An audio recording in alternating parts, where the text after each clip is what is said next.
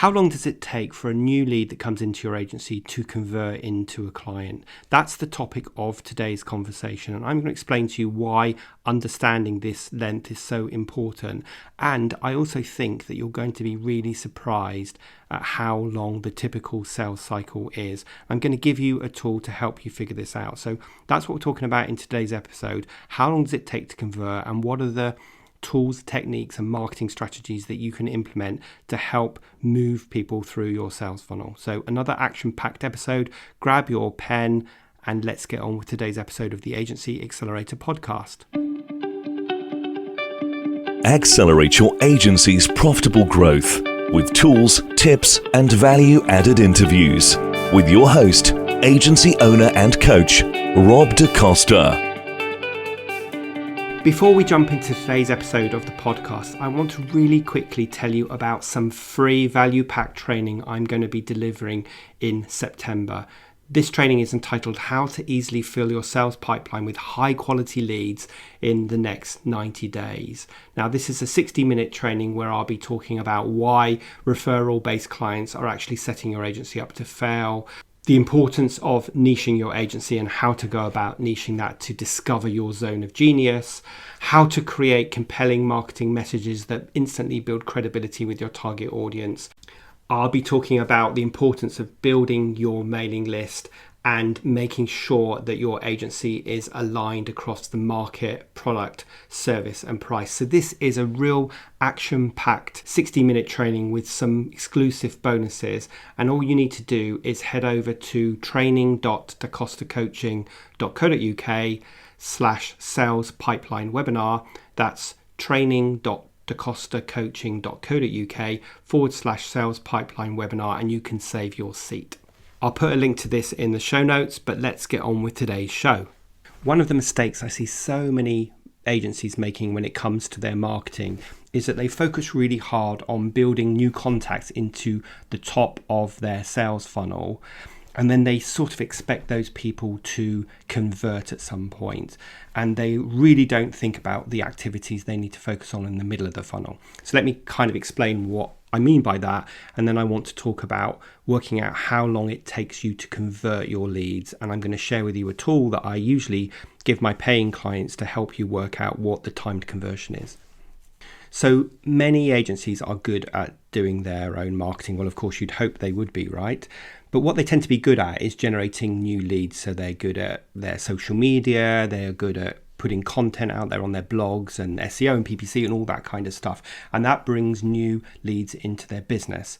And then they sort of hope that those new leads will automatically convert themselves. And of course, some of them will, because maybe 1 in 100 have absolutely the need that you can solve there and then. So they will reach out to you. But what are you doing for the other 99 new leads that have come into your business to nurture them? And as I said, what I think a lot of agencies are good at is generating new leads into the top of their funnel. And then they're good at the bottom part, which is the prospect meeting and the conversion. So writing the proposals, having those initial meetings. But what they're not good at is that middle portion of the sales funnel, which is what I call education-based marketing.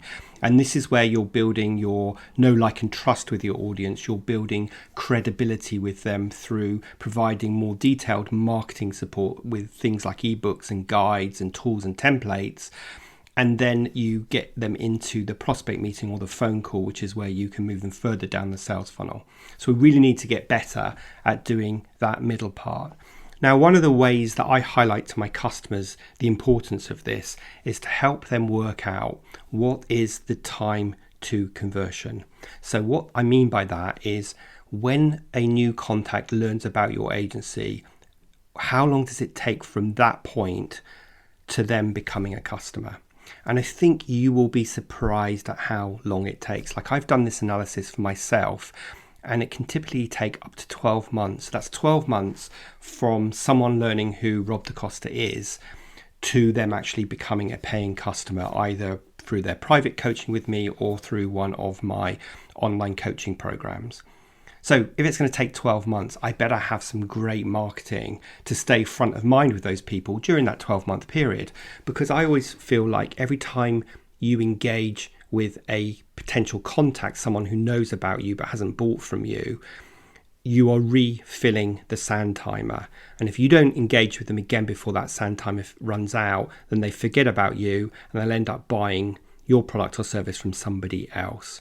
So it's super important that you have a bunch of ongoing marketing activities that keep you front of mind with your prospective clients. So this could be through weekly emailing, it could be through content you post on your blog or social media posts or videos that you post on your YouTube channel or other kinds of outreach. But you need to have a way of consistently being in front of your target customers so that when they have a need, they know that you're the person to talk to because they understand who you are, they know, like and trust you, you've built empathy and credibility with them, and they also understand what you do. And you're going to achieve that through the middle of the funnel activities through that education-based marketing.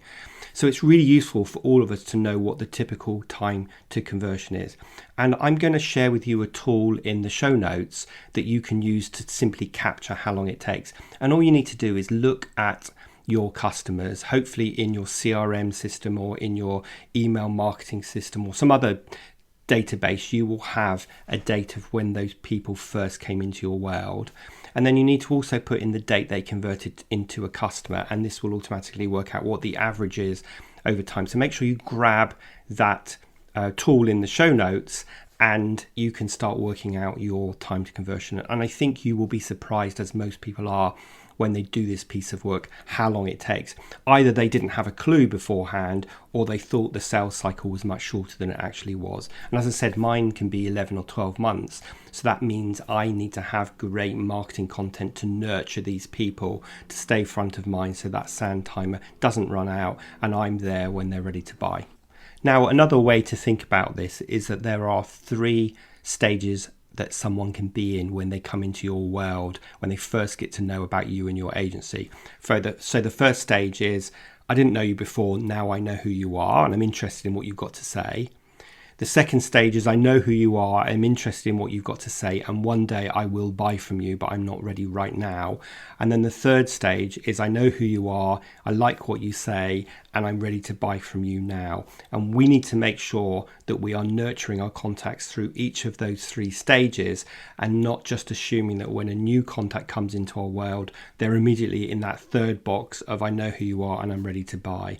And this is a mistake that I see so many agencies and people generally who do marketing missing out. So I would really encourage you to go and look at the timed conversion tool that I've put in the show notes, do some analysis maybe over the last 2 years of your clients and work out what your time to conversion is, and then start thinking about, well, okay, if it's 6 months or if it's 9 months or if it's a year, what marketing can I put in place to nurture these people?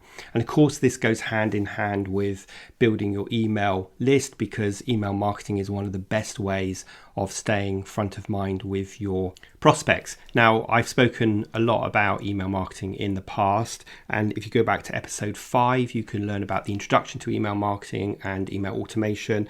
And if you go to episode 79, I talk about how you can use a lead magnet to get new subscribers onto your email list. So I don't need to dig too much into email marketing today, but certainly for me, email marketing is one of the best ways of staying front of mind with my audience. So I am nurturing them and providing value, and I'm there when they're ready to buy. And I get a lot of my clients through that approach. So everything I teach, I do for myself, so I know it works. So I'd really encourage you to do the same thing. And it's interesting, many of you know that when I have a guest on this podcast, I ask them what advice they would give their younger self. And last week, someone turned their tables on me and said, well, Rob, what advice would you give your younger self just starting out in business? And although it's very pragmatic, the piece of advice I would say is, Rob, start building your mailing list. Because I probably only really started focusing on a mailing list maybe 7 years ago, but I've been in business I've been running this business for 15 years, and I've been in business for a lot longer than that, since the early 90s. So that's the piece of advice I would give myself, which shows how important I think building your email list is. So I'm talking about education-based marketing here, but what exactly do I mean? So this is middle of the funnel activity. So someone has decided that they want to be in your world. They found some of the things that you say interesting, and now they're in your email list or in your community. What does education-based marketing mean? Well, it means providing more in-depth value to them to demonstrate that you're credible and that you can help your potential client or your contact solve some of the problems and pains that keep them awake at night. So this might be a more detailed ebook, it might be some kind of guide, it might be sort of a top 10 tips, it might be some video training or webinar, or even some kind of quiz. So there are a whole bunch of things that education marketing can be, but you really need to think about what it is that you can put in place to keep nurturing your contacts through the journey from them becoming a contact to a hot prospect to a customer and then a loyal repeat customer. Now, a really important balance here is to make sure that when you're creating this content, you're focusing on providing value. So 80% of your content should be all about providing value. And of course, that means you need to really understand who your ideal target customer is. And I'll put a link into my customer avatar workbook. So if you haven't done that already, that guides you through defining exactly who your target customer is. And then 20% needs to be selling. So that balance of 80 value, 20 selling is really important. And let's just take a moment to explore why. Well, if all you ever do is provide value, then people will see you as a fantastic resource, but they will never think about you as someone that they would buy from. And of course, if all you did was sell in your outbound comms, then people are going to get fed up and they are going to leave your community, unsubscribe from your list and stop following you. So we want to get this balance right of 80% of the time we're providing value through our education-based marketing and 20% of our time we are selling. Now, one thing it's worth saying, because I think a lot of my clients suffer from this, is that they realize that they need to produce this content. They keep putting it off because they think it needs to be a really detailed 20, 30 page document, and they think that they need to produce lots of these pieces. So I just want to bust a couple of myths here. First of all, it does not have to be 20 pages. No one is judging this on the quantity. In fact, most of your clients are going to be really busy and they won't have time to watch it. So it literally could be a 1-page cheat sheet or a 1-page top 10 tips, or it could be a 5-minute video. It does not have to be long. So that's the first myth I want to bust. And then the second myth, that I wish I could go back and tell my younger self this because I know better now, is you don't need tons and tons of these education-based marketing tools. In fact, what you need to do is just produce one piece of what I call killer content. So what's that one document that's going to be really, really valuable to your target audience, those contacts in your world who are not yet customers? What's that one thing that is genuinely going to provide some value to them, that is going to demonstrate you know what the hell you're talking about and that you understand your clients and it's going to help them? And that's the piece of content you need to produce. Like I say, if you go onto my website, you'll find lots of examples of this content, this education-based marketing, which I've produced over the years and is still useful. But if I was starting again, I would just focus on the one thing. So I hope those two pieces of advice kind of remove some blockages that you might have to producing this content.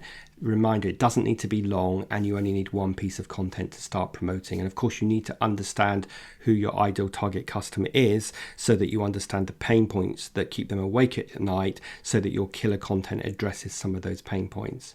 Now, if you're thinking, well, Rob, if I do this and I give it away for free, aren't I giving away all my value? Well, the answer is no, because clients come to you because they want you to solve the problem and they want their hands held through you supporting them, not because they can learn about this somewhere else. I mean, let's face it, if you listen to every single one of the last 80 odd podcasts I've recorded, you're going to learn a lot about running your agency. But do you really have time to untangle that and then make notes and actually implement it? Or do you want a coach who's supporting you through that? So I never worry about giving too much value away because I realize the reason people come to me is because they want my support, they want my accountability, and they want my experience to support them through the journey that they are on. And so it doesn't matter whether I give away a lot of content.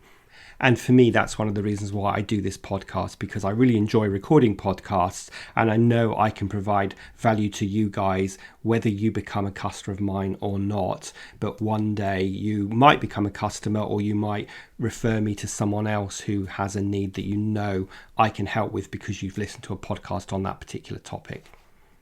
So let's just summarize the actions from today's podcast, because this is an actionable episode. So you need to go into the show notes. You need to click on the file, make a copy of the link that I'm sharing for the time to conversion calculator. You then need to spend maybe an hour filling this in by looking in your CRM system or your database to see when people came into your world and at what point they bought from you, and then you will see a hard number that tells you how many months it typically takes. And then once you understand that, you then need to think about producing some content that's going to nurture them through your sales funnel, and use some education-based marketing to really help build know, like and trust, to show that you're credible and you understand your audience. Those are your kind of 2 actions from today's episode. And as I said, you need to understand your audience really well in order to do this. So go and also grab a copy of my customer persona workbook, which takes you through the steps and gives you a template to fill in so that you can start to define exactly who your ideal target customer is and the pain points that they have that keep them awake at night. So I hope that was useful. As ever, please make sure you've hit subscribe, and please share this with your colleagues.